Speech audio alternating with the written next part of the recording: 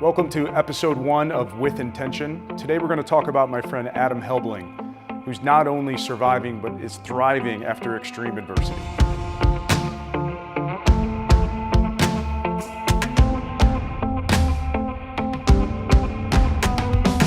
Welcome to episode 1 of With Intention. Our goal here is to help you live and lead a more intentional life. My name is John Gigante. I'm really excited about launching this project and sharing inspiration and stories with you about how to live a more intentional life. So today I want to share a story about my friend Adam Helbling. See, just a few years ago, Adam was an able-bodied college athlete. He struggled with bipolar disorder and went off his meds one night, took a joyride, and he flipped his car 5 times front over front. He died at the scene. Thankfully, by the grace of God, he was resuscitated, but he was paralyzed from the chest down. So here's a guy who lost his mind for some time, and now he's lost his body. And as I sat there this day in this board meeting as he's speaking to us about his story, it just resonated with me so much, just how authentic this guy was, how much ownership he was taking that, you know what, I made a mistake, I'm owning up to it, and here I want to impact others in a positive way. I said, man, I gotta talk to this guy. I got to learn, how are you being so intentional about making an impact on others when you've had not just one super tragic situation with some struggles mentally, but now physically, you're living life in a wheelchair. It was mind-blowing to me. And we sat and talked. Eventually, a partnership was formed. He ended up writing a book. He's now spoken to over 1,000 different groups, whether it's companies, students, organizations. I just talked to him the other day, and I'll tell you, he said this: the most rewarding thing he does is talk to the students. So he said, especially middle school students. So he shared a story about how he was really depressed starting in 6th grade. That was the first time he really understood or felt this, and even had some suicidal thoughts. And you know, you think about the seeds that were planted in 6th grade that ended up manifesting themselves into his accident in his mid-20s. And he talked about a day, he gave a couple speeches to a school, and he didn't want to give the next speech. He was really tired.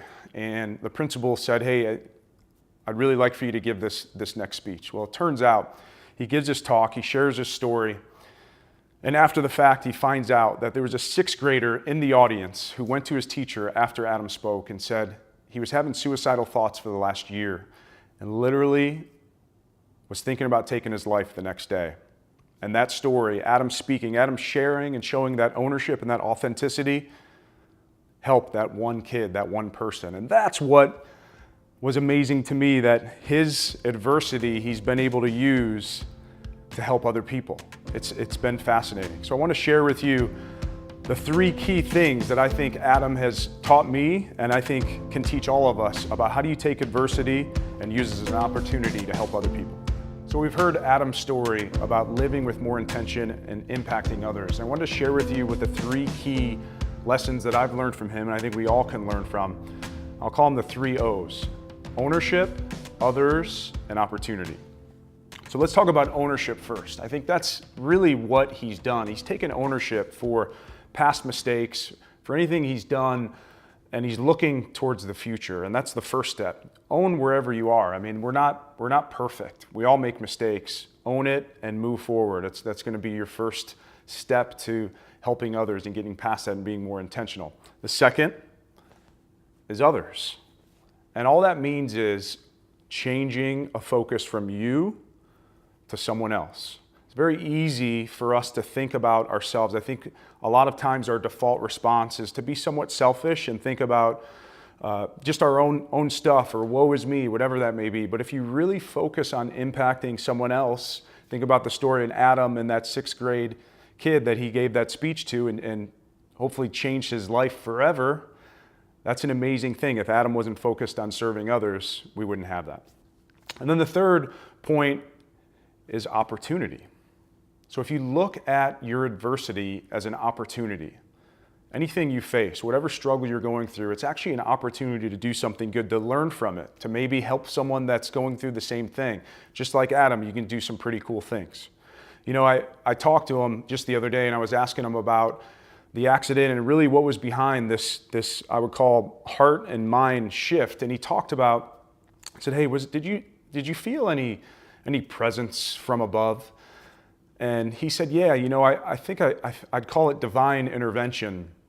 Right after the accident, he felt something or someone basically saying, you're going to be okay. And I think it's an important point.